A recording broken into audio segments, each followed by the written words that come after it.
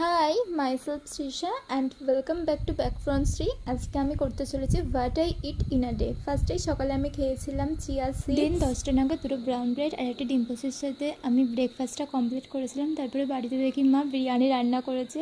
অবশ্য আমার এই ক্লিপসটা নেওয়ার কথা একদমই মনে ছিল না, খাওয়া শেষের পথে তখন এই ক্লিপসটা আমি নিয়েছি। তারপরে 4টের দিকে আমি খেয়েছিলাম একটা কলা, তারপরে 6টার সময় খেয়েছিলাম এক বাটি টক দই, যেটা আমার প্রচণ্ড প্রিয়। রাত্রে কি খাবো ভাবতে ভাবতে মনে হলো আজকে একটু স্যান্ডউইচ তৈরি করব।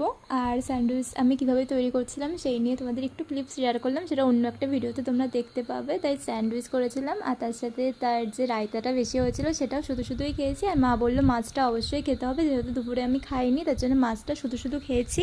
আমি ফার্স্ট টাইমই এরকম কোনো স্যান্ডউইচ ট্রাই করলাম আর আমি সত্যি জানতাম না এটা এতটা টেস্টি হবে। আমি কোনো তেমন ভিডিও দেখিনি, আমার যেইগুলো হেলদি মনে হয়েছে যেইগুলো আমি পছন্দ করি সেইগুলোই আমি দিয়েছিলাম। আর এটা রিয়েলি প্রচণ্ড টেস্টি হয়েছিল, এতটা ইয়ামি হবে আমি সত্যি ভেবে উঠতে পারিনি। তো মাস্ট ট্রাই এটা। আমি নেক্সট ভিডিওতে এর পুরো ক্লিপটা শেয়ার করব।